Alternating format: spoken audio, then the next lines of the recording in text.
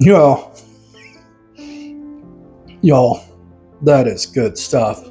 To start this pie off, I'm going to use 1 can, 14 ounces of sweetened condensed milk. I'm going to put it in my mixer bowl. Half a cup room temperature butter. I'm going to whip this up until it's light and frothy. It took about 5 minutes on high to whip that up nice and fluffy. As you can see here, it's nice and fluffy. It's changed colors and everything. To this mixture, I'm going to add 2 cups of sweet potato.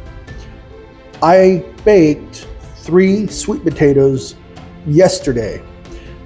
Measured out what I needed, and I used a hand mixer, and I beat this with a tablespoon of sugar and about 2 tablespoons of orange juice.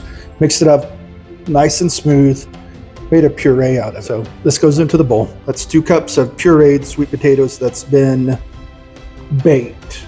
Baking your sweet potato gives it a much better flavor than boiling sweet potatoes. Get some really great caramelization. I'm also going to add a half a teaspoon of ginger, teaspoon of cinnamon, half a teaspoon of nutmeg,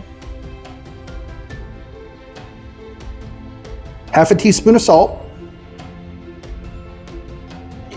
so 3 eggs lightly beaten. This is 1 teaspoon of orange zest and about a half of a tablespoon or 1.5 teaspoons of Grand Marnier. So that all goes into the bowl. And I'm going to mix this on medium so it's all combined.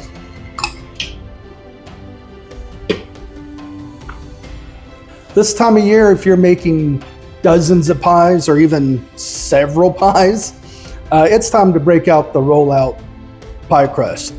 I've got a deep dish pie plate. I've rolled it out. I've left it kind of tall because this is going to have a lot of filling in it, and when it cooks, it's going to puff up quite a bit. All right, now that this is all mixed up, I'm going to pour this into my pie shell. I'm going to put it in a 350-degree oven for 10 minutes. And then I'm going to reduce the heat to 325, and I'm going to bake for an additional 45 minutes. So 55 minutes to an hour total for this pie. I like to get all of it.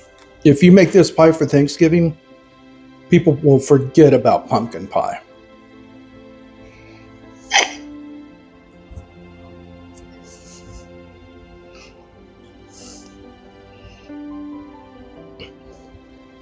I'm going to run my dinner.